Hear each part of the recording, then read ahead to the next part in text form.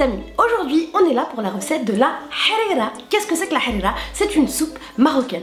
J'entends déjà des gens dire non mais attends, mais je comprends pas, elle est pas marocaine, je comprends pas pourquoi elle choisit cette recette. Eh bien je vais t'expliquer avant que tu commences à critiquer. C'est parce que je suis allée au Maroc récemment et que j'ai adoré cette soupe. Le truc c'est que nous, chez nous les Tunisiens, à l'heure de la rupture du jeûne, on a tendance à faire 5 ou 6 plats différents et à se blinder le ventre et à plus pouvoir rien faire après.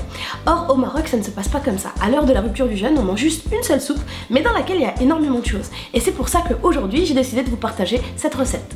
Pour cette recette, il nous faut des oignons coupés en petits morceaux, du jarret de bœuf, ou une autre viande, ou pas de viande du tout, en fonction de vos goûts, du céleri haché, de la coriandre et du persil, des pois chiches, qui ont au préalable été trempés 24 heures dans l'eau, du coulis de tomate, de la farine mélangée à de l'eau, du ras el hanout, ou plutôt la tête du magasin, un bouillon de bœuf, du sel à votre convenance, du cumin, de l'huile d'olive et 2 pichets d'eau.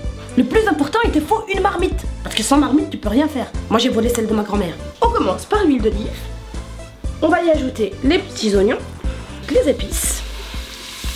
On mélange le tout. La viande.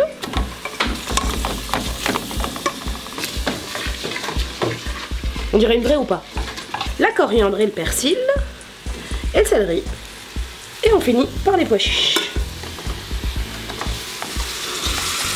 On y ajoute le coulis de tomate. T'as intérêt à investir dans un lave-vaisselle. Hein. Et les 2 pichets d'eau.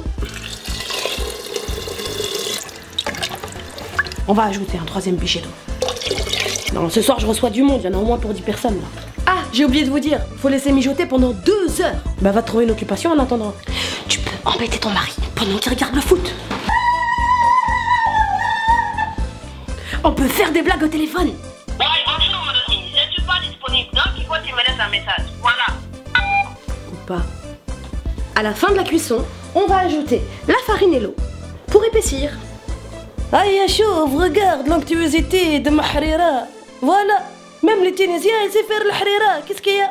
Aïe, pour finir, tu mets une petite feuille dessus pour faire la décoration et tu présentes avec du citron. Qu'est-ce qu'il y a? Une Tunisienne, il a réussi à faire la harira. Alors, tu as un problème? Jaloux.